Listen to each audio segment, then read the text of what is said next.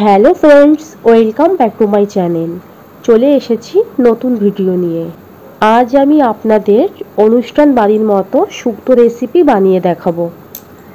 শুক্তো তৈরি করার জন্য এখানে আমি নিয়ে নিয়েছি মিষ্টি কুমড়ো, পেঁপে, পটল, আলু, উচ্ছে, মিষ্টি আলু, সজনা ডাঁটা, কাঁচকলা আর বেগুন। এখানে আমি সমস্ত সবজিগুলোকে বেশ বড় সাইজ করে কিন্তু কেটে নিয়েছি। এখন দিয়ে দিচ্ছি কড়াইতে পরিমাণ মতো তেল। তেলটাকে একটু ভালোভাবে গরম করে নিয়ে সমস্ত সবজিগুলোকে আমি এর মধ্যে কিন্তু দিয়ে হালকাভাবে ভেজে নিচ্ছি। শুক্তো তৈরি করার সময় সমস্ত সবজিগুলোকে যদি এইভাবে হালকাভাবে যদি ভেজে নেওয়া যায় তাহলে কিন্তু শুক্তোর স্বাদটা অনেক সুন্দর লাগে, আর এতে কিন্তু সবজিগুলোও কিছুটা সিদ্ধ হয়ে যায়। এখন আমি এই বাকি সবজিগুলোকেও একইভাবে কিন্তু ভেজে নিচ্ছি। এখানে যেহেতু সজনা ডাঁটা সিদ্ধ হতে একটু বেশি সময় লাগে, তাই জন্য আমি ডাঁটাটা 2 মিনিট ভেজে নিয়ে তারপরে বেগুনটাকে একই সাথে কিন্তু ভেজে নিচ্ছি। এখন কড়াইতে হাফ চামচ গোটা জিরে আর 1 চামচ পাঁচফোড়ন দিয়ে হালকা করে ভেজে আমি একটা ভাজা মশলা তৈরি করে নিচ্ছি। এখন আমি দিয়ে দিচ্ছি হাফ চামচ রাঁধুনি।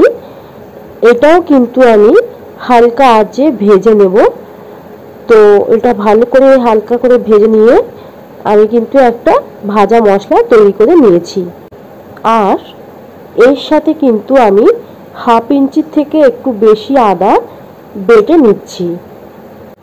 এখন আমি কড়াইতে দিয়ে দিচ্ছি পরিমাণ মতো তেল আর 1 চামচ পাঁচফোড়ন, 4টে শুকনো লঙ্কা, 2টো তেজপাতা দিয়ে ভালোভাবে 30 সেকেন্ড হালকা আঁচে ভেজে নিচ্ছি।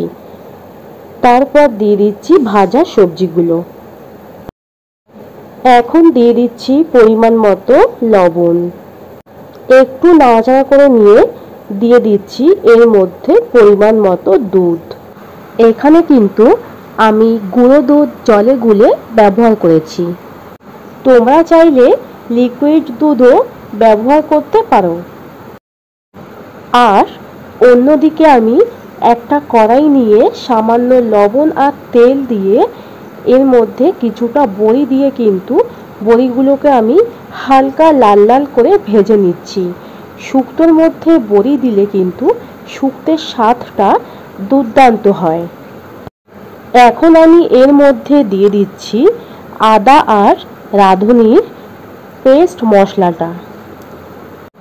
একটু ভালোভাবে নাড়াচাড়া করে মশলাটাকে মিশিয়ে নিচ্ছি। এখন দিয়ে দিচ্ছি জিরে আর পাঁচফোড়নের ভাজা মশলাটা।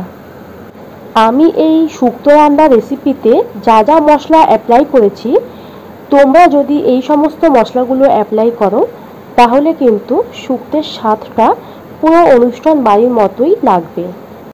দেখো, শুক্তোটা কিন্তু রান্না করা হয়ে গেছে।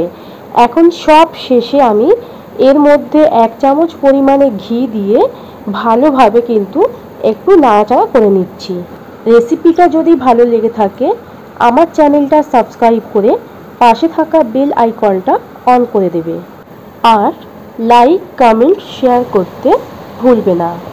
আবার দেখা হবে নতুন কোনো ভিডিও নিয়ে। বাই।